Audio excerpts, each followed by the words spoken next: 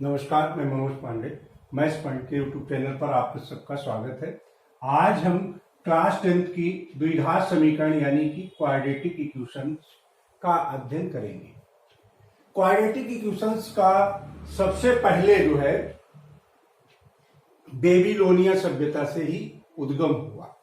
Babylonia के निवासी जो थे वो द्विघात समीकरण को हल करना जानते थे कि दो संख्याओं का योग और उनका गुणनफल के माध्यम से किस तरीके से द्विघात समीकरण को हल किया जाता था। अब इसके बाद में धीरे धीरे सभ्यता का विकास हुआ और विकास होने के साथ साथ ये जो है हमारे यूक्लिड ने ज्यामितीय विधि से किस तरीके से द्विघात समीकरण को हल किया जाए इसकी विधि को बताया। इसके बाद में यूक्लिड के बाद में भारतीय गणितज्ञ ब्रह्मगुप्त ने ब्रह्मगुप्त ने जो है ax² plus bx plus c ये द्विघात समीकरण को हल करने की विधि बताई। द्विघात समीकरण ax² plus bx plus c के रूप में समीकरण को हल करने की विधि को बताया। इसके बाद में और जो है वो हुआ, फिर श्रीधराचार्य ने जो है एक अपना सूत्र दिया। इस द्विघात समीकरण को हल करने का सूत्र श्रीधराचार्य ने दिया।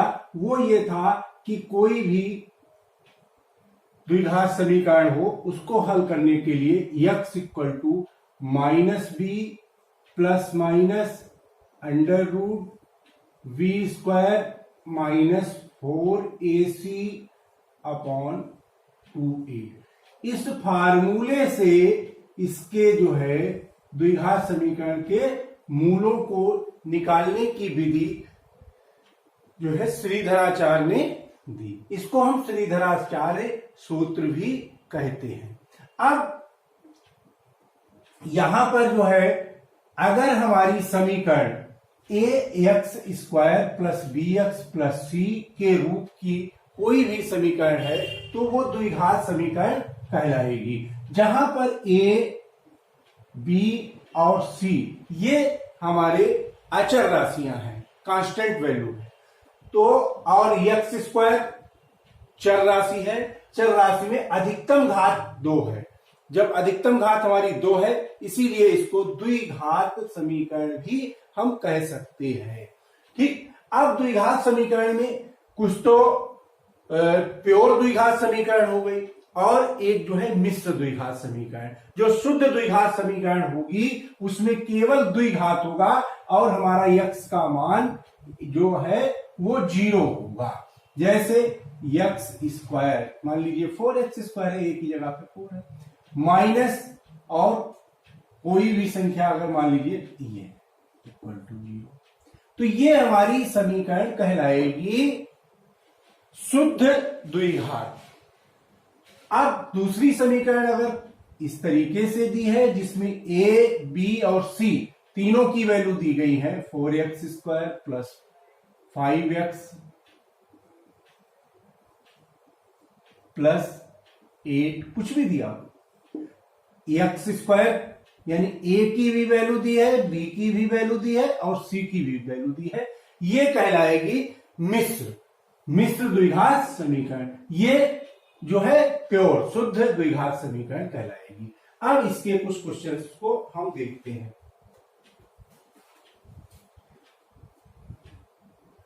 जैसे एक्सरसाइज 4a में देखिए, जैसे कह रहा है कि जांच कीजिए कि क्या निम्न द्विघात समीकरण है। अब आपको देखना है कि द्विघात समीकरण है कि नहीं है।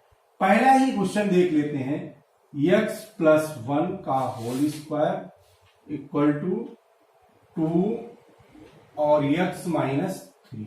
ये है, हमको देखना है कि ये द्विघात समीकरण है कि नहीं है। अब इसको हल कर लीजिए, a प्लस b का होल स्क्वायर यानी a² plus b² plus 2ab equal to, अब इस ब्रैकेट को खोल देंगे तो 2x माइनस 6। अब 2x और 2x कैंसिल हो जाएंगे, यानी x स्क्वायर प्लस 1 और 6 जो इधर था वो इधर आ गया, 6 इक्वल टू 0 हो गया, यानी x square plus 7 equal to 0। अब हमको देखना है कि ये द्विघात है कि नहीं है। अब यहां पर हमारा a की वैल्यू तो है, a का मान है 1, हमने बताया था शुद्ध द्विघात समीकरण है, और v का मान 0 है, v है जो यहां पर 0 है, यानी x का कोई टर्म नहीं है, और c का मान है 7। ये हमारा जो है द्विघात समीकरण है। हमको इसी तरीके से चेक करना है कि ये द्विघात समीकरण है कि नहीं। अगला कोई क्वेश्चन ले लेते हैं।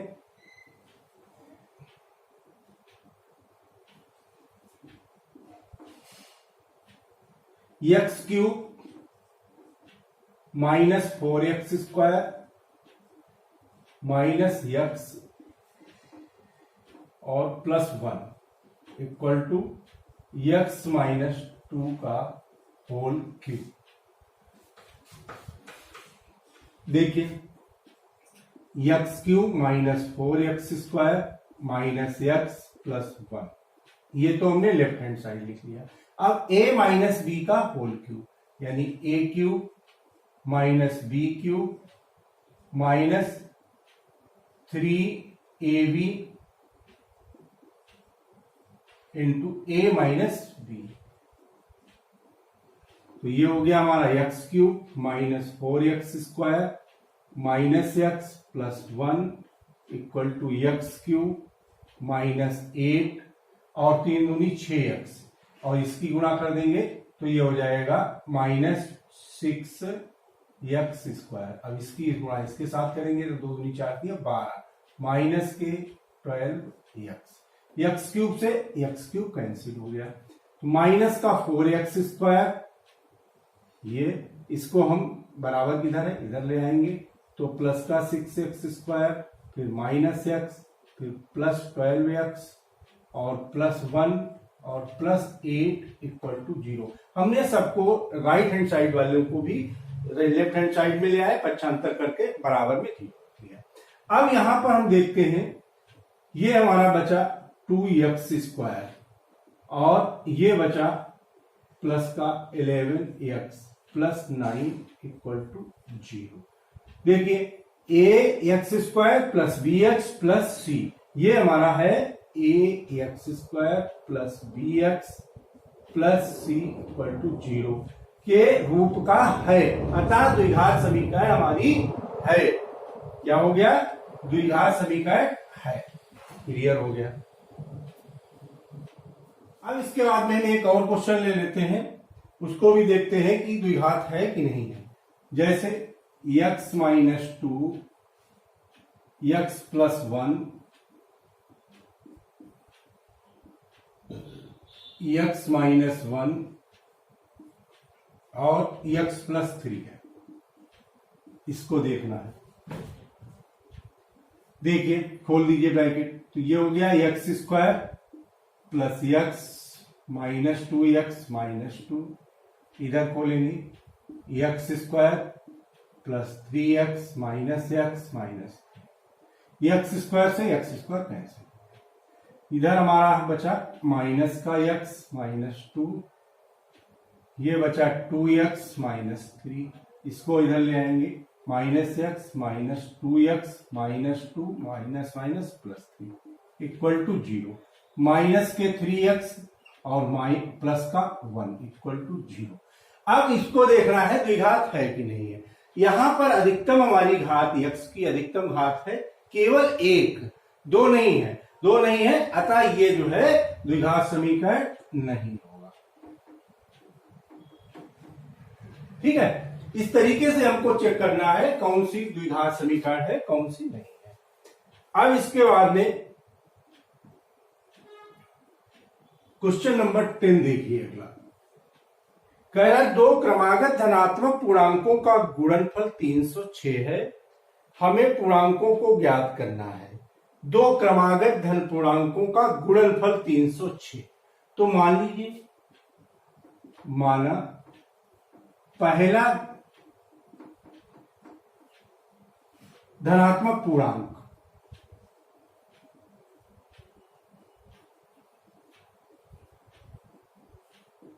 धनात्मक पूर्णांक जो है वो यक्स है।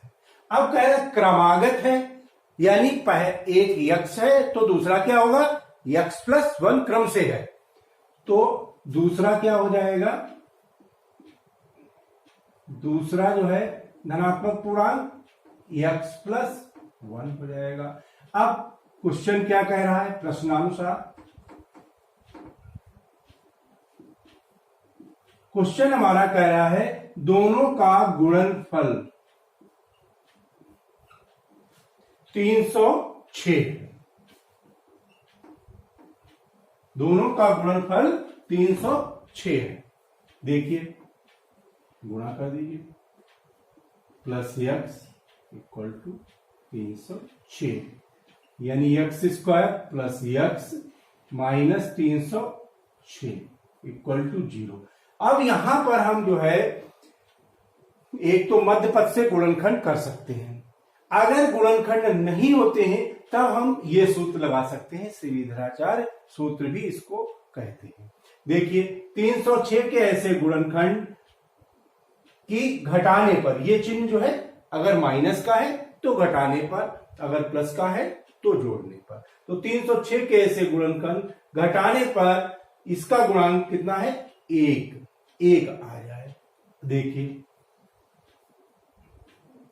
306 फैक्टर कर लीजिए, 2 से काटा, 2 एकम 2, 2 पंचे 10 और 2 तिया 6, फिर 2 से कटेगा नहीं, 5 और 3 8 1 9, यानी 3 से कटेगा, 3 पचे 15 और 3 1 3, फिर 3 से काट दीजिए, ये 17, तो 3 तिया 9 दूनी 18 और 17, इसके दो गुणनखंड हो गए 18 और 17। 18 में से 17 को घटाएंगे तो 1 आ जाएगा, x square plus 18x minus 17x minus 306 equal to 0। ये हो गया हमारा x plus 18, 17 x plus 18 equal to 0, x plus 18 और x minus 17 equal to 0, x equal to 17, ये माइनस में आ जाएगा, x इक्वल टू माइनस 18 और ये हो जाएगा x इक्वल टू माइनस 18। तो दो इसके मान जो हो गए माइनस 18 और 17। इसके बाद में हम एक्सरसाइज 4b देखेंगे। इसमें क्या है कि ये समीकरणों को हल करना है। जैसे पहला क्वेश्चन है x square minus 1/9 equal to 0, इसको हमें हल करना है। अब देखिए यहां पर हम जो है एक्स स्क्वायर इक्वल टू, इसको हम इधर पक्षांतर कर लेंगे 1/9 और एक्स इक्वल टू करेंगे तो अंडर रूट 1/9 आ जाएगा। X equal to plus minus दोनों होंगे 1/3, ये हमारा शुद्ध द्विघात समीकरण। इसी तरीके से अगला क्वेश्चन लेते हैं, क्वेश्चन नंबर 4 देखिए, 3x square minus 36 equal to 12। अब यह है, इसमें 3x स्क्वायर एक पक्षांतर कर दीजिए, 12 प्लस 36 3x स्क्वायर प्लस 48, इसको जोड़ दीजिए, x स्क्वायर इक्वल टू 16 आ गया, x equal to plus minus 4। इस तरीके से ये जो है हल हो जाएगा। बहुत ही इजी क्वेश्चन है, इसमें कोई ऐसी दिक्कत नहीं, आप लोग हल कर सकते हैं। इसके बाद क्वेश्चन नंबर 9 देख लीजिए, 2x square plus 2x square minus 5 का स्क्वायर इक्वल टू 5 का स्क्वायर। देखिए ये हो गया हमारा 2x स्क्वायर माइनस 5 का स्क्वायर 25, ये 25। यानी 2x² इक्वल टू 50, 25 और ये इधर जाएगा 25, x² इक्वल टू 25 आ गया, x equal to plus minus 5।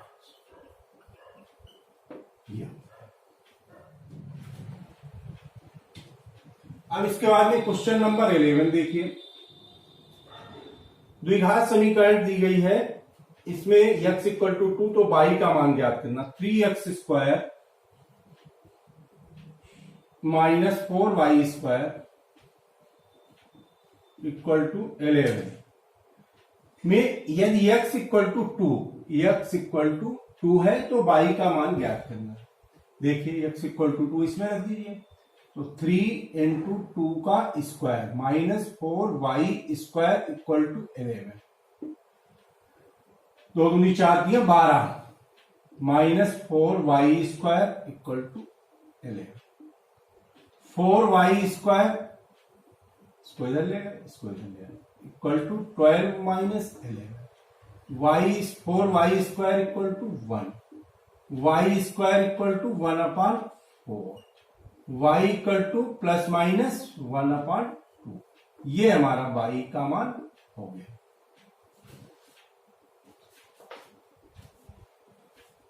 इसी तरीके से बारहवां है, यही इसी तरीके से लगाना है। क्वेश्चन नंबर 15 देखिए, x/2 equal to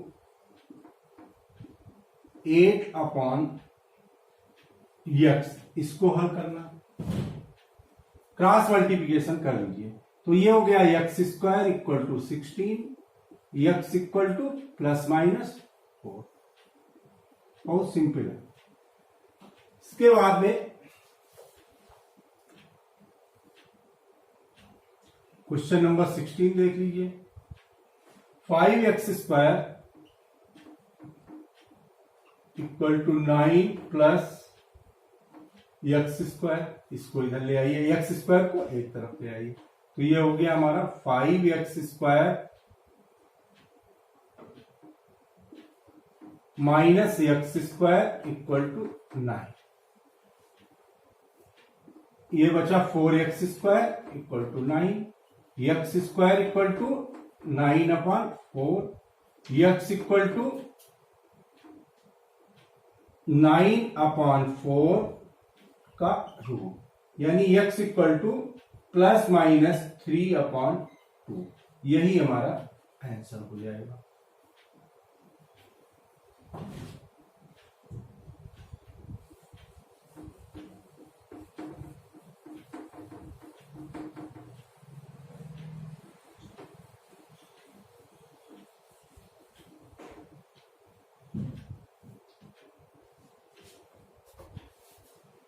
question number 18 देखिए, कह रहा है 2x माइनस 9 x माइनस 9 का होल स्क्वायर इक्वल टू 162।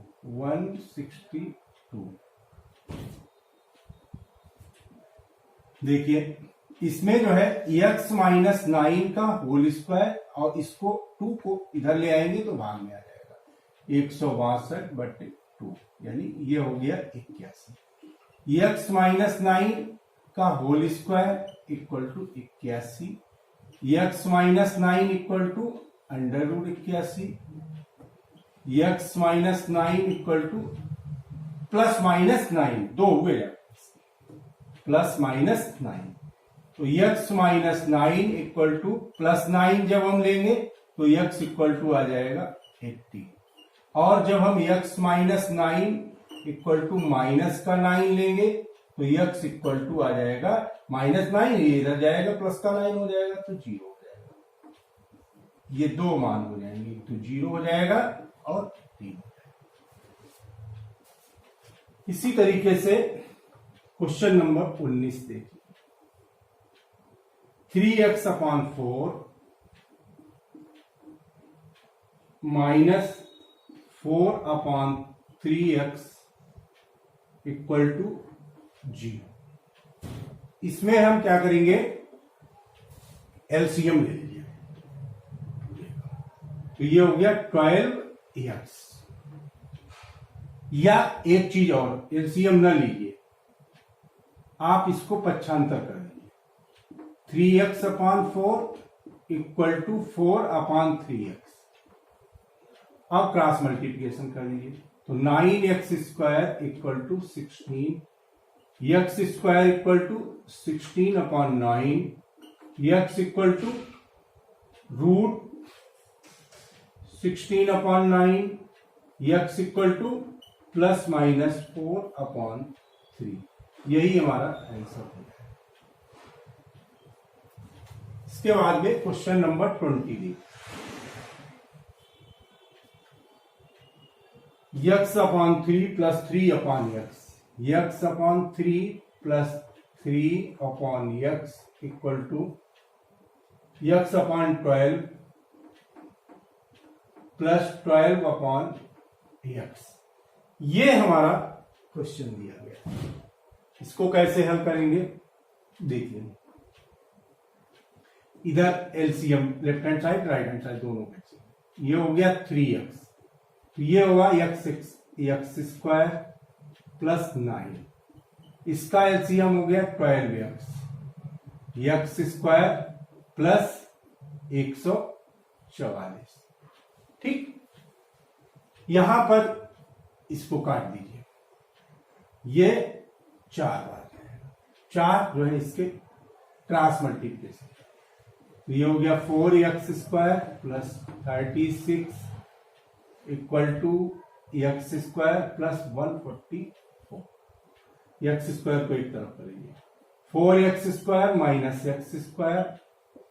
144 - 36, ये हो गया 3x² इक्वल टू, इसको घटा दीजिए, 14 में से 6 गया 8 और 13 में से 3 गया 10, तो x² इक्वल टू हो जाएगा 108/3, 3 3 9, 1 बचा, 3 x² equal to 36, x equal to √36, x equal to ±6।